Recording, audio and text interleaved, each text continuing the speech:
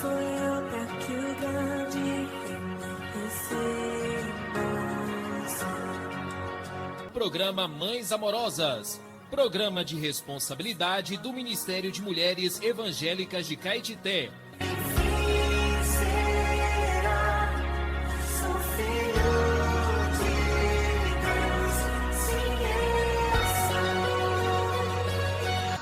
Bom dia, amadas ouvintes e queridas irmãs em Cristo.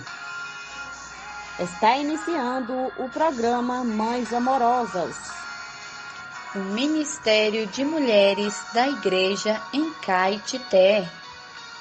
Este programa é feito com muito amor e carinho, especialmente para você. Bom dia, queridas ouvintes, amadas irmãs, graças ao Senhor, dia 11 de abril. Vamos desfrutar de mais provérbios. E o provérbio de hoje diz assim: na vereda da justiça está a vida, e no caminho da sua carreira não há morte. Provérbios 12, 28. Temos como título hoje: na vereda da justiça há vida. Em Provérbios 11, 19 lemos: tão certo como a justiça conduz para a vida, assim o que segue o mal para a sua morte o faz. Se o homem optar pelo caminho da injustiça, achará a morte, pois o salário do pecado é a morte. Graças a Deus, esse não é nosso caso. Antes vivíamos segundo a carne, as paixões pecaminosas operavam em nossos membros, a fim de frutificarmos para a morte. Agora, porém, servimos a Deus em novidade de espírito, frutificamos para Deus. Romanos 7, 4 até o 6. Nós escolhemos a vereda da justiça e assim colhemos a vida, pois o que segue a justiça e a bondade achará a vida, a justiça e a honra. Provérbios 21, 21. Pela ofensa de Adão reinou a morte na humanidade. Por um ato de justiça consumado por Cristo na cruz, veio a graça sobre todos os homens para a justificação que dá vida. Agora, porém, libertados do pecado, transformados em servos de Deus, temos o nosso fruto para a santificação e, por fim, a vida eterna. Romanos 5, 16 e 18. E também, capítulo 6, versículo 22. O caminho da justiça está em andarmos no Espírito e sermos guiados pelo Espírito. Se semearmos para a nossa própria carne, a carne colheremos corrupção. Mas se semearmos para o Espírito, do Espírito colheremos vida eterna. Gálatas 5,16 e o 6 e o 8. Andemos no Espírito para colhermos vida, amor, alegria e paz. Amém. Bom dia. Até amanhã com mais provérbios, se o Senhor permitir. Amém.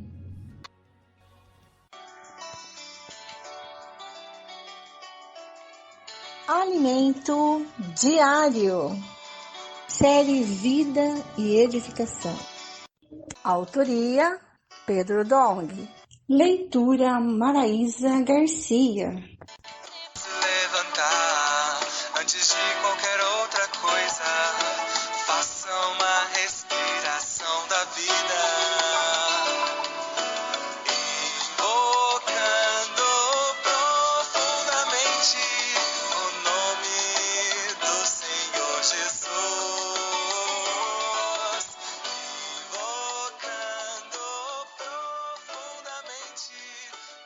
Ó Senhor Jesus, ó Senhor Jesus, Senhor Jesus, obrigada por mais este dia, Senhor Jesus.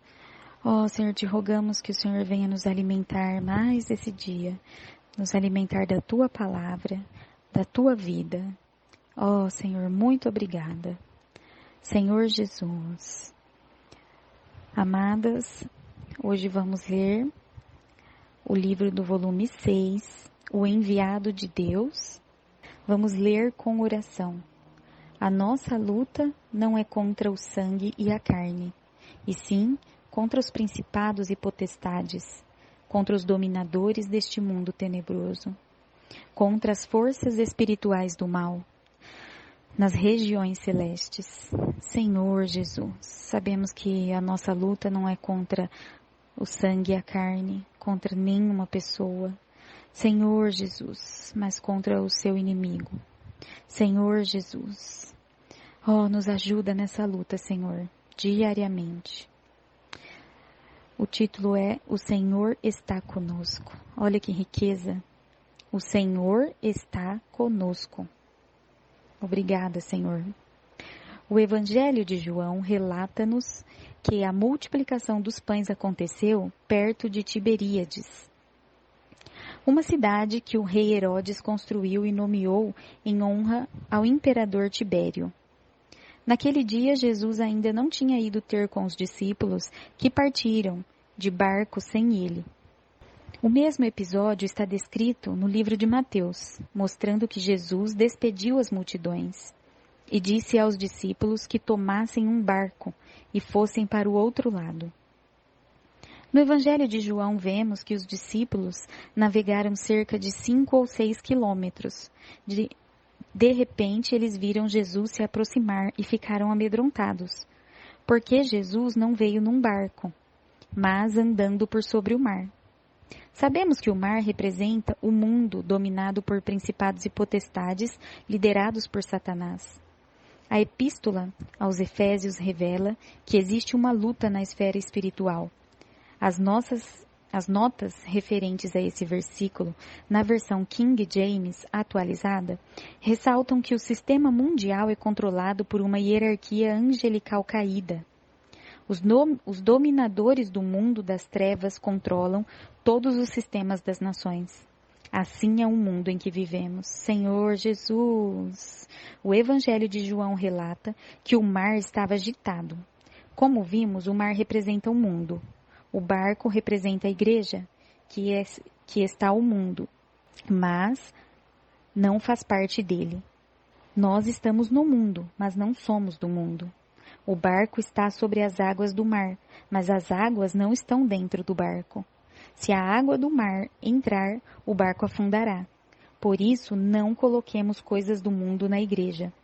O barco precisa seguir sua rota até chegar a seu destino. Com Jesus no barco chegaremos lá. Enquanto a obra de Deus avança, as forças espirituais do mal intensificam sua oposição. Senhor Jesus. O barco com os discípulos representa a igreja, como vimos. Está no mundo, todavia não pertence a ele. A igreja é o instrumento usado por Deus para realizar sua obra, para cumprir sua missão, ao mesmo tempo em que sofre os ataques do diabo. A igreja precisa da presença de Jesus. Com ondas e tempestades, o mar tenta impedir que o barco avance. O vento sopra e o mar se agita para impedir que a igreja avance e chegue a seu destino. Se a igreja não avança, ela não causa preocupação ao império das trevas. Mas, se a igreja quiser avançar, o mar tentará impedir, fazendo com que o barco seja varrido pelas ondas. Em Mateus está escrito que durante a tempestade, Jesus estava dormindo. Ele estava em outra esfera, na esfera celestial, por isso não era afetado pelas circunstâncias. Os ventos provocados pelos principados e potestades que atuam no ar e a tempestade suscitada pelos demônios que têm seu lugar de habitação no mar, procuram impedir o barco de avançar. Todo o exército do império das trevas luta contra o avanço da igreja.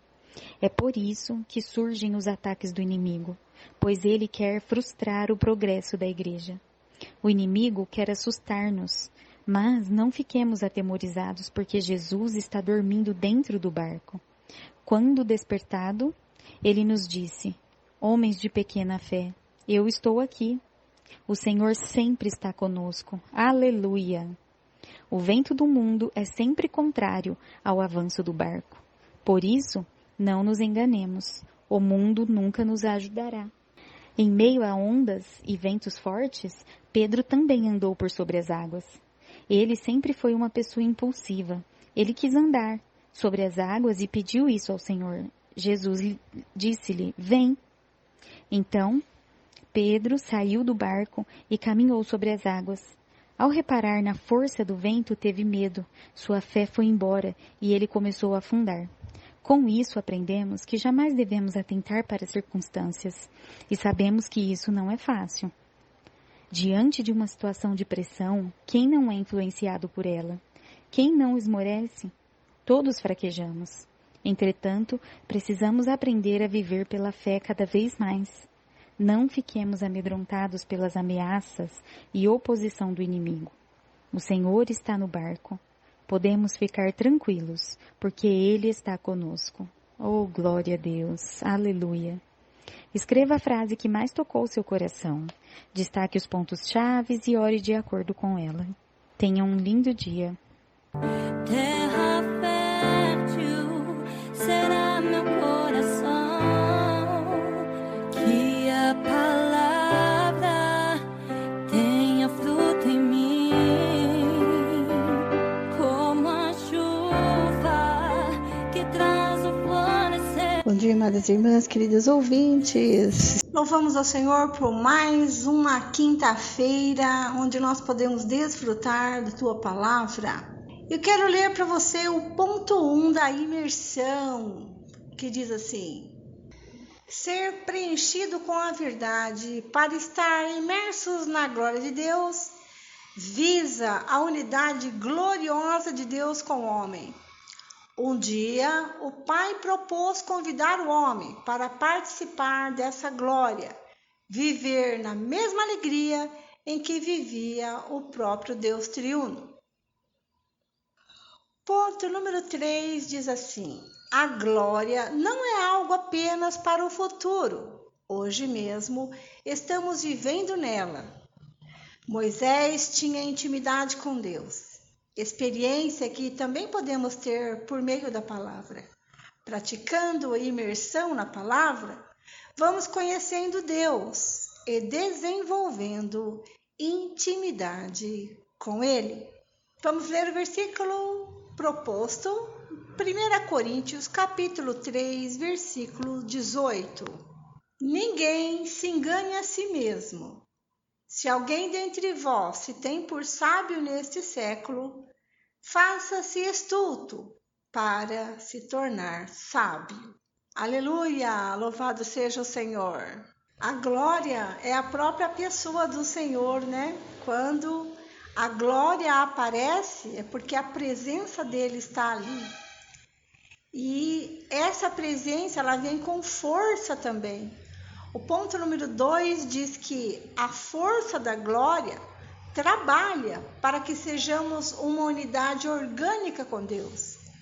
O amor de Deus é o único elemento capaz de realizar essa unidade perfeita, conforme está em João, capítulo 17, 22 e 23, que diz assim: eu lhes tenho transmitido a glória que me tens dado, para que sejam um como nós o somos. Eu neles e tu em mim, a fim de que sejam aperfeiçoados na unidade, para que o mundo conheça que tu me enviaste e os amaste, como também amaste a mim. Que o Senhor possa nos encher com a tua palavra e que ela possa entrar no nosso coração e fazer a sua obra, nos levando para mais perto do próprio Deus. Amém? Jesus está nos levando para a glória dia a dia. Amém!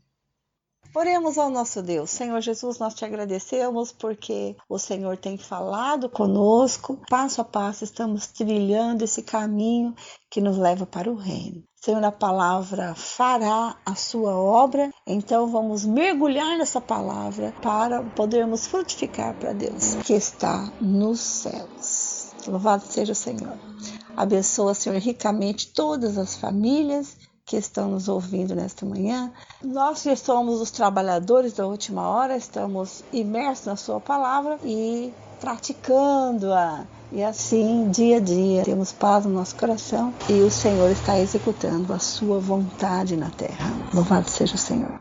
Nós queremos e entregamos as nossas necessidades a Ti, porque sabemos que o Senhor cuida de todas elas. Não nos deixe andar ansiosas, mas que possamos com fé experimentarmos a sua fidelidade em todas as áreas da nossa vida.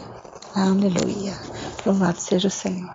Oh, Senhor Jesus, você, amada irmã, não esqueça de invocar o nome do Senhor, né? Oh, Senhor Jesus.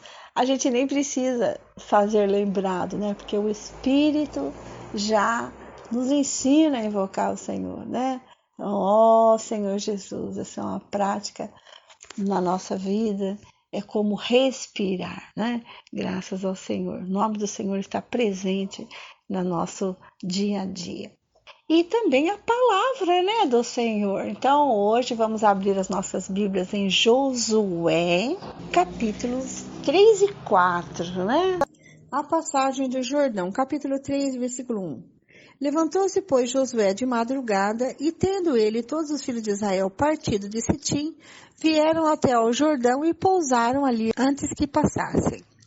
Sucedeu ao fim de 3 dias que os oficiais passaram pelo meio do arraial e ordenaram ao povo, dizendo: quando virdes a arca da aliança do Senhor vosso Deus, e que os levitas sacerdotes a levam, partireis vós também do vosso lugar e a seguireis. Contudo, haja distância de cerca de 2.000 côvados entre vós e ela. Não vos chegueis a ela para que conheçais o caminho pelo qual haveis de ir, visto que por tal caminho nunca passastes antes. Disse Josué ao povo: santificai-vos, porque amanhã o Senhor fará maravilhas no meio de vocês. E também falou aos sacerdotes, dizendo: levantai a arca da aliança e passai adiante do povo. Levantaram, pois, a arca da aliança e foram andando adiante do povo. Então disse o Senhor a Josué: hoje começarei a engrandecer-te perante os olhos de todo Israel, para que saiba que, como fui com Moisés, assim serei contigo. Tu, pois, ordenarás aos sacerdotes que levam a arca da aliança, dizendo: ao chegardes à borda das águas do Jordão, parareis aí. Então disse Josué aos filhos de Israel: chegai-vos para cá e ouvi as palavras do Senhor vosso Deus. Disse mais Josué: nisto conhecereis que o Deus vivo está no meio de vós, e que de todo lançará de diante de vós os cananeus, os heteus, os heveus, os ferezeus, os gigazeus, os amorreus e os jebuseus. Eis que a arca da aliança do Senhor de toda a terra passa o Jordão diante de vós. Tomai, pois, agora 12 homens das tribos de Israel, um de cada tribo. Porque há de acontecer que assim que as plantas dos pés dos sacerdotes que levam a arca do Senhor, o Senhor de toda a terra, pousem nas águas do Jordão, serão elas cortadas, a saber, as que vêm de cima, e se amontoarão. Tendo partido o povo das suas tendas para passar o Jordão, levando os sacerdotes a arca da aliança diante do povo, e quando os que levavam a arca chegaram até o Jordão, e os seus pés se molharam na borda das águas, porque o Jordão transbordava sobre todas as suas ribanceiras, todos os dias da seca. Pararam-se as águas que vinham de cima, levantaram-se num montão, muito longe da cidade de Adão, que fica ao lado de Zaretã, e aos que desciam ao mar de Arabá, que é o mar salgado, foram de todo cortadas. Então passou o povo defronte de Jericó. Porém, os sacerdotes que levavam a arca da aliança do Senhor pararam firmes no meio do Jordão, e todo Israel passou a pé enxuto, atravessando o Jordão. Capítulo 4, versículo 1. Tendo, pois, todo o povo passado o Jordão, falou o Senhor a Josué, dizendo: tomai do povo 12 homens, um de cada tribo. Ordenai-lhes, dizendo: daqui do meio do Jordão, do lugar onde parados pousaram os sacerdotes os pés, tomai 12 pedras e levai-as convosco e depositai-as no alojamento em que haveis de passar esta noite. Chamou, pois, Josué os 12 homens que escolhera dos filhos de Israel, um de cada tribo, e disse-lhes: passai adiante da arca do Senhor vosso Deus ao meio do Jordão, e cada um levante sobre o ombro uma pedra, segundo o número das tribos dos filhos de Israel. Para que isso seja por sinal entre vós, e quando vossos filhos, no futuro, perguntarem, dizendo: que vos significam estas pedras? Então lhes direis que as águas do Jordão foram cortadas diante da arca da aliança do Senhor, e em passando ela foram as águas do Jordão cortadas. Essas pedras serão para sempre por memorial aos filhos de Israel. Fizeram, pois, os filhos de Israel como Josué ordenara, e levantaram 12 pedras no meio do Jordão, como o Senhor tinha dito a Josué, segundo o número das tribos dos filhos de Israel, e levaram-nas consigo ao alojamento, e as depositaram ali. Levantou Josué também 12 pedras no meio do Jordão, no lugar em que parados pousaram os pés dos sacerdotes, que levavam a arca da aliança, e ali estão até o dia de hoje. Porque os sacerdotes que levavam a arca haviam parado no meio do Jordão em pé, até que se cumpriu tudo quanto o Senhor, por intermédio de Moisés, ordenara a Josué, falasse ao povo, e o povo se apressou e passou. Tendo passado todo o povo, então, passou a arca do Senhor, e os sacerdotes à vista de todo o povo. Passaram os filhos de Ruben, os filhos de Gade, a meia tribo de Manassés, armados na frente dos filhos de Israel, como Moisés lhes tinha dito. Uns 40.000 homens de guerra armados passaram diante do Senhor para a batalha, às campinas de Jericó. Naquele dia o Senhor engrandeceu a Josué na presença de todo o Israel, e respeitaram-no todos os dias da sua vida, como haviam respeitado a Moisés. Disse, pois, o Senhor a Josué: dá ordem aos sacerdotes que levam a arca do testemunho que subam do Jordão. Então ordenou Josué aos sacerdotes, dizendo: subi do Jordão. Ao subirem do meio do Jordão, os sacerdotes que levavam a arca da aliança do Senhor, e assim que as plantas dos seus pés se puseram na terra seca, as águas do Jordão se tornaram ao seu lugar e corriam como dantes sobre todas as suas ribanceiras. Subiu, pois, do Jordão o povo no dia 10 do primeiro mês, e acamparam-se em Gilgal, da banda oriental de Jericó. As 12 pedras que tiraram do Jordão, levantou-as Josué, em coluna em Gilgal, e disse aos filhos de Israel: quando no futuro vossos filhos perguntarem a seus pais, dizendo: que significam essas pedras? Farei saber a vossos filhos, dizendo: Israel passou em seco este Jordão, porque o Senhor vosso Deus fez secar as águas do Jordão diante de vós, até que passasseis, como o Senhor vosso Deus fez ao Mar Vermelho, ao qual secou perante nós, até que passamos, para que todos os povos da terra conheçam que a mão do Senhor é forte, a fim de que temais ao Senhor vosso Deus todos os dias. Então, esse foi um fato glorioso, né? Essa passagem do Jordão, o rio se abrindo, os sacerdotes tomando posição no meio do rio, né, segurando a arca nos ombros, até que todo o povo passasse, né?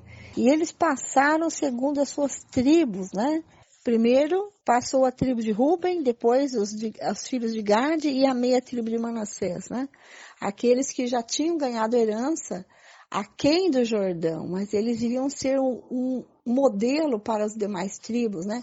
Então, eles foram que passaram primeiro o Jordão armados para a guerra, né?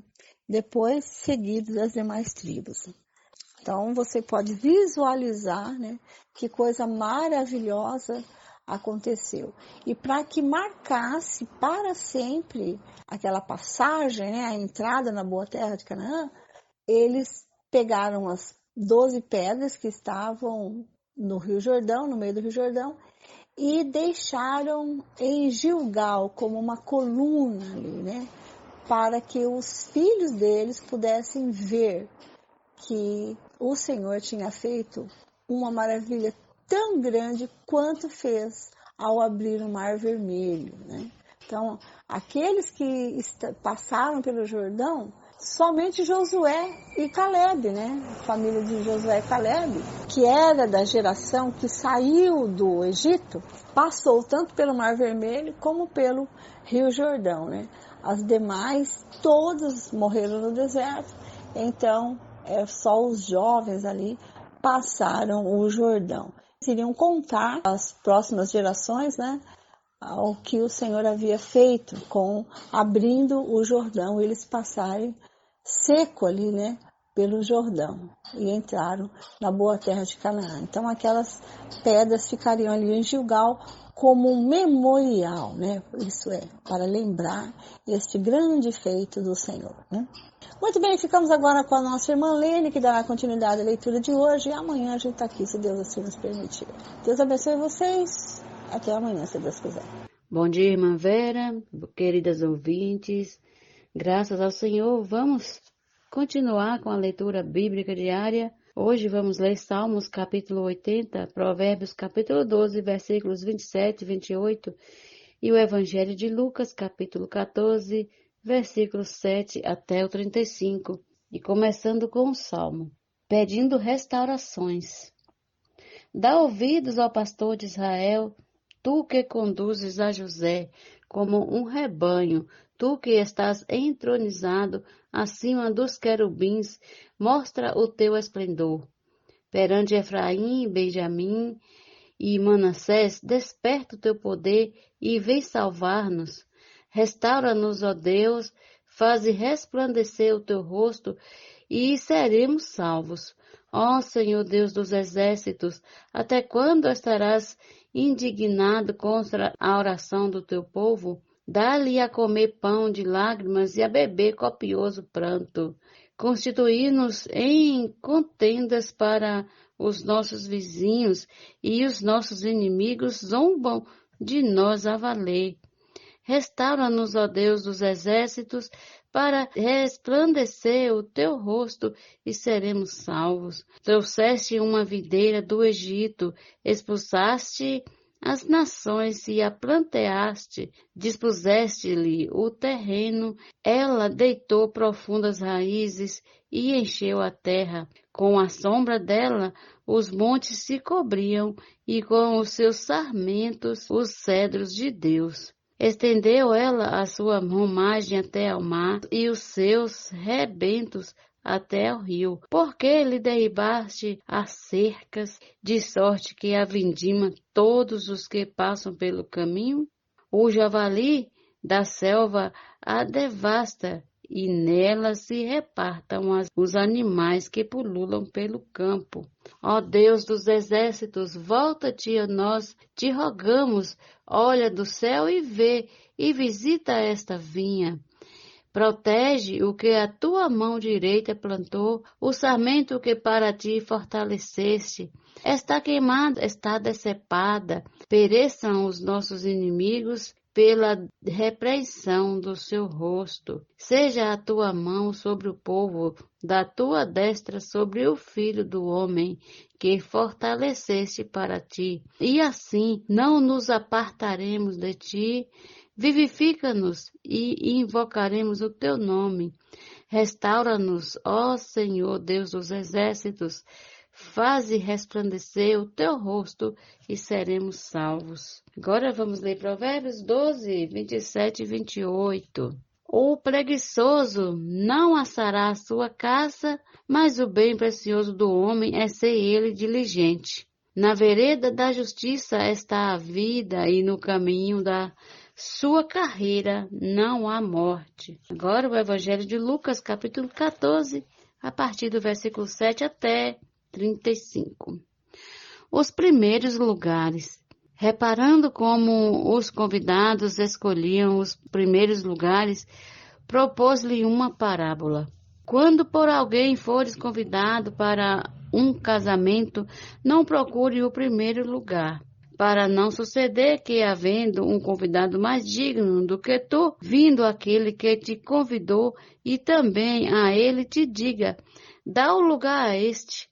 Então, irás envergonhado ocupar o último lugar. Pelo contrário, quando fores convidado para tomar o último lugar, para que quando vier o que se convidou te diga, amigo, senta-te mais para cima. Ser-te-á isto uma honra diante de todos os mais convivas, pois todo o que se exalta será humilhado, e o que se humilha será exaltado. Disse também ao que o havia convidado, quando deres um jantar ou uma ceia, Não convides os teus amigos, nem teus irmãos, nem teus parentes, nem vizinhos ricos, para não suceder que eles, por sua vez, te convidem e sejas recompensado. Antes, ao dares um banquete, convida os pobres e os aleijados, os coxos e os cegos, e serás bem-aventurado pelo fato de não terem eles com que recompensar-te. A tua recompensa, porém, tu a receberás na ressurreição dos justos. A parábola da grande ceia. Ora, ouvindo tais palavras, um dos que estavam com ele à mesa disse-lhe: Bem-aventurado aquele que comer pão no reino de Deus. Ele, porém, respondeu: Certo homem deu uma grande ceia e convidou muitos. À hora da ceia, enviou o seu servo para avisar aos convidados: Vinde, porque tudo já está preparado. Não obstante, todos a uma começaram a excusar-se. Disse o primeiro: Comprei um campo e preciso ir vê-lo. Rogo-te que me tendes por escusado. Outro disse: Comprei 5 juntas de bois e vou experimentá-las. Rogo-te que me tenhas por escusado. E outro disse: Casei-me e por isso não posso ir. Voltando o servo, tudo contou ao seu senhor.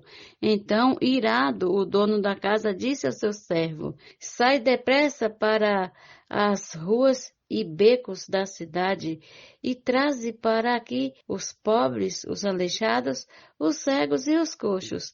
Depois lhe disse ao servo: Senhor, feito está como mandaste, e ainda há lugar. Respondeu-lhe o Senhor: Sai pelos caminhos e atalhos, e obriga a todos a entrar, para que fique cheia a minha casa. Porque vos declaro que nenhum daqueles homens que foram convidados provará a minha ceia. O serviço de Cristo exige abnegação. Grandes multidões o acompanhavam e ele, voltando-se, lhes disse: Se alguém vem a mim e não aborrece seu pai e mãe e mulher e filhos e irmãos e irmãs e ainda a sua própria vida, não pode ser meu discípulo.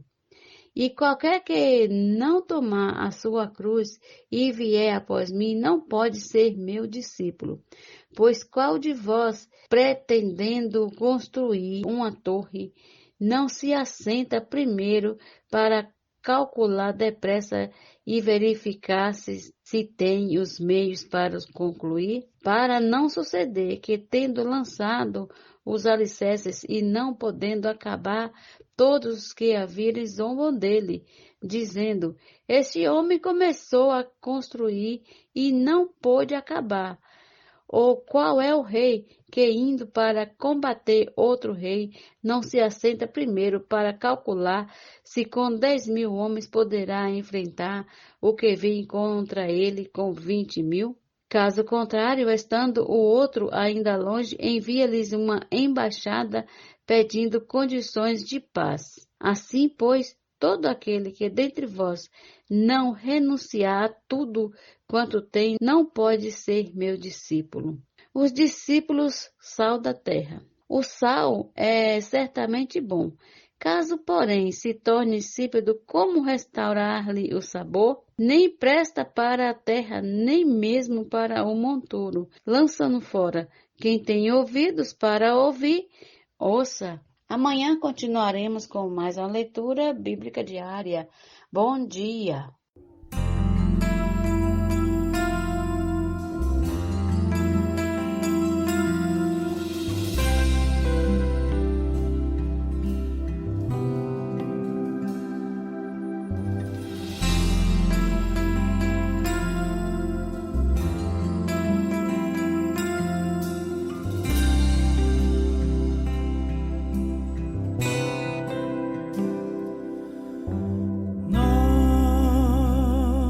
Somos guiados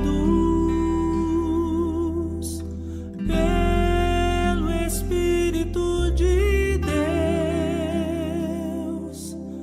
Somos feitos filhos seus.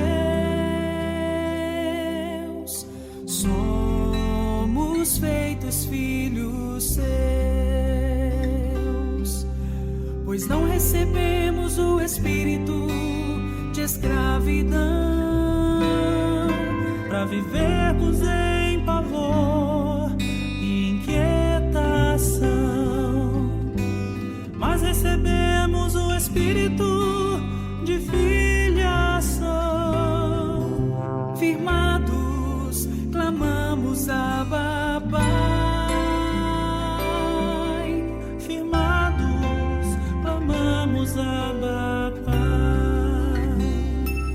Abba, Pai. Abba,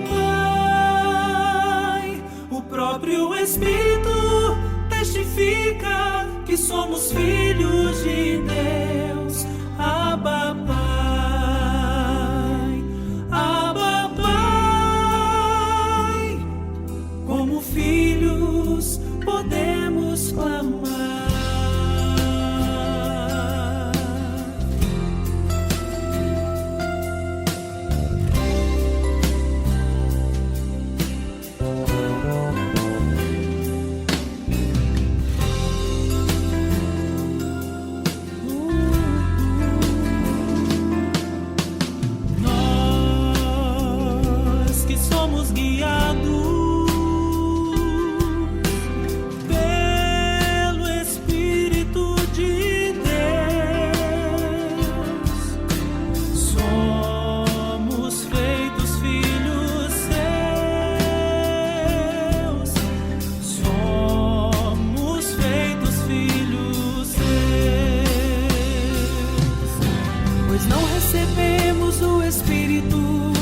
Escravidão, para vivermos em pavor, inquietação, mas recebemos o espírito de filiação. Firmados, clamamos Abba, Pai. Firmados, clamamos Abba, Pai.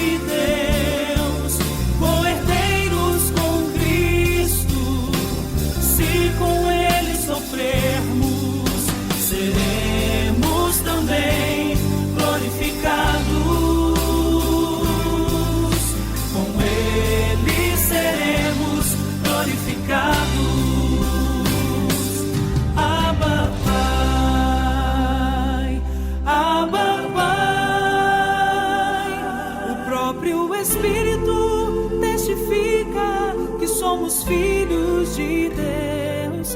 Abba, Pai. Abba, Pai. Como filhos podemos clamar.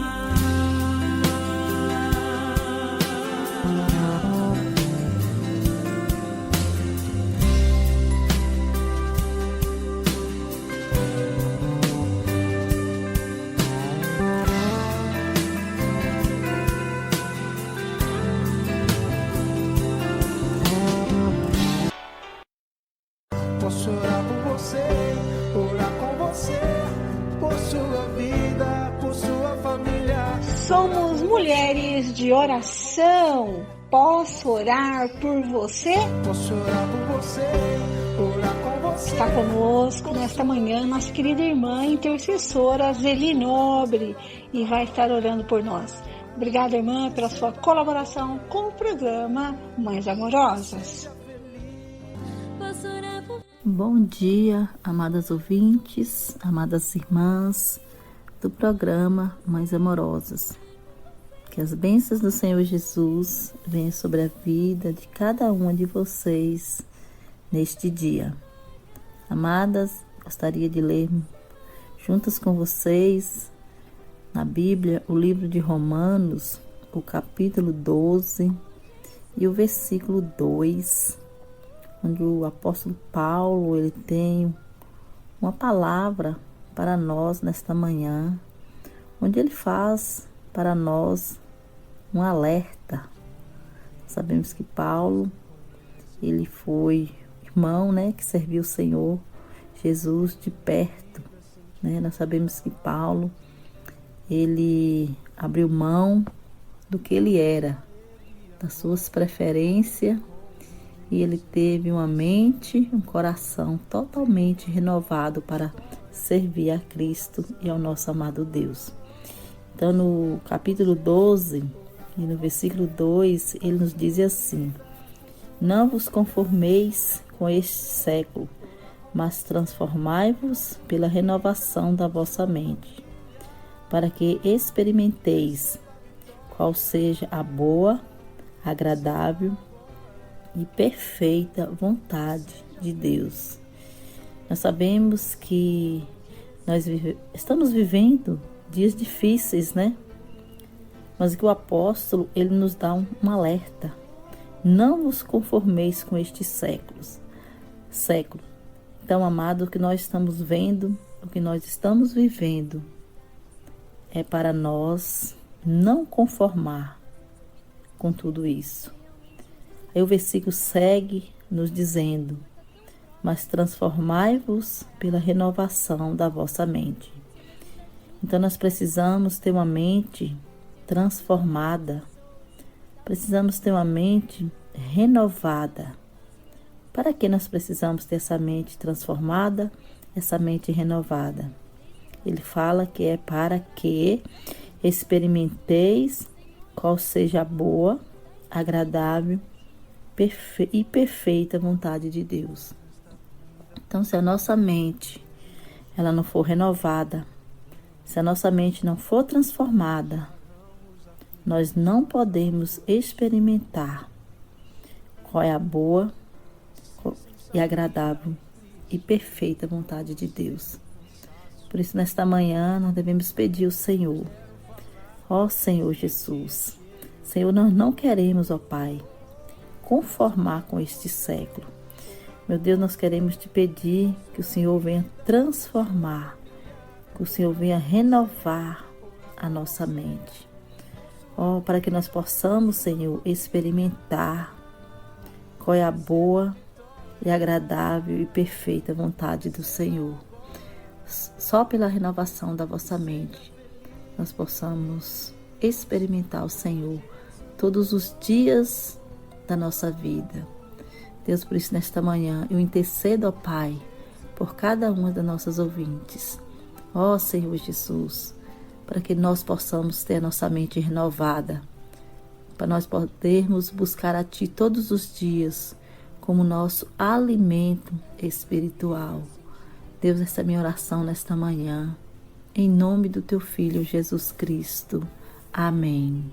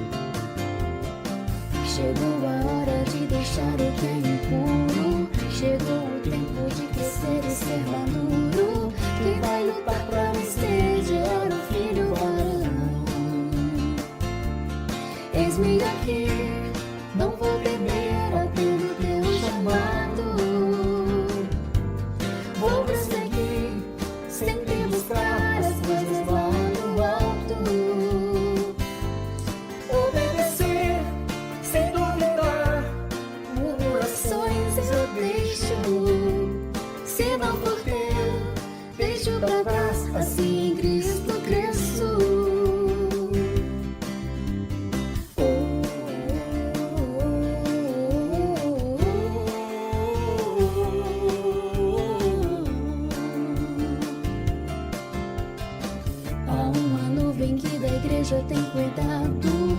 Há um exército por Deus bem preparado. Quem pronto está para servir, trazer o reino de Deus.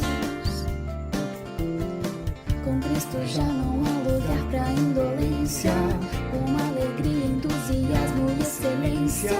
Quem vai levar seu irmão até a linha final?